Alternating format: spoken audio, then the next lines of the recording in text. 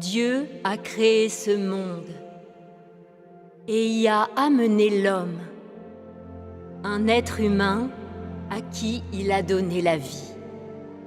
Ensuite, l'homme a eu des parents et une famille et n'a plus été seul. Depuis que l'homme a jeté son regard pour la première fois sur ce monde matériel, il a été destiné à exister dans l'ordination de Dieu.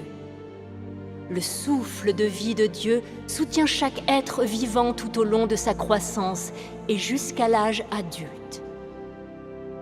Pendant ce processus, personne ne réalise que l'homme grandit sous les soins de Dieu. Mais au contraire, les gens croient que l'homme le fait sous les soins bienveillants de ses parents et que c'est son propre instinct de vie qui régit sa croissance. C'est parce que l'homme ne sait pas qui lui a donné la vie, ni d'où elle est venue, et encore moins comment l'instinct de la vie crée des miracles. Il sait seulement que la nourriture est la base sur laquelle sa vie continue, que la persévérance est la source de son existence et que les croyances de son esprit sont le capital dont dépend sa survie. L'homme est complètement inconscient de la grâce et de la provision qui viennent de Dieu. Et c'est ainsi qu'il gaspille en vain la vie que Dieu lui a accordée.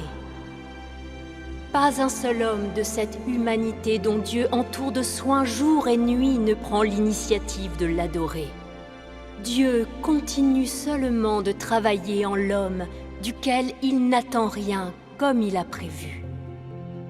Il le fait dans l'espoir qu'un jour, l'homme s'éveillera de son rêve et comprendra soudain la valeur et le sens de la vie, le prix que Dieu a payé pour tout ce qu'il lui a donné, et la prompte sollicitude avec laquelle Dieu attend que l'homme retourne à lui.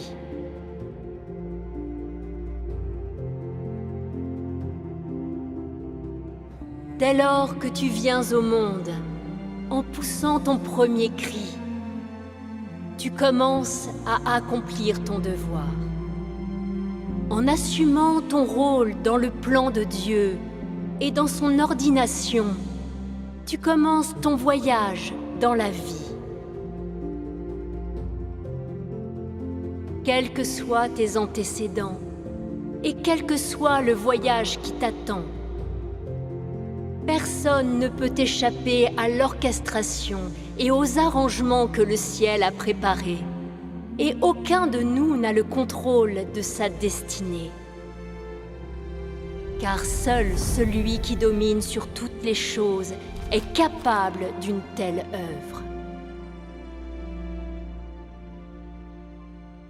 Depuis le jour où l'homme est entré dans l'existence, Dieu a toujours réalisé son œuvre de cette façon, en gérant cet univers et en contrôlant les règles de changement de toutes les choses ainsi que les chemins qu'elles empruntent. Comme toutes les autres choses, l'homme est nourri, discrètement et inconsciemment, par la douceur, la pluie et la rosée de Dieu. Comme toutes les autres choses, l'homme vit inconsciemment sous l'orchestration de la main de Dieu.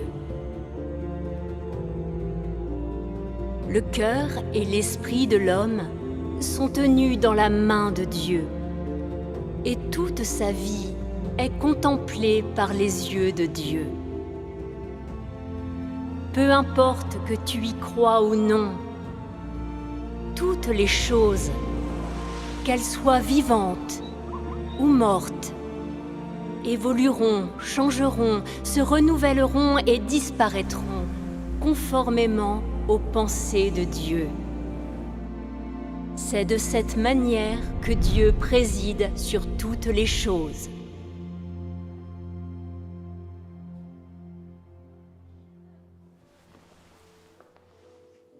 Ces paroles sont extraordinaires. J'ai jamais rien entendu de tel. Elles décrivent tous les mystères de la vie. Tout à fait. Quand on entend les paroles de Dieu, on peut sentir son existence, comme s'il nous parlait à nous. Toutes les choses sur Terre et dans les cieux ont été créées par Dieu, tout comme l'humanité. Dieu a arrangé nos destins, tous nos talents, nos qualités particulières, mais aussi tout ce que nous avons.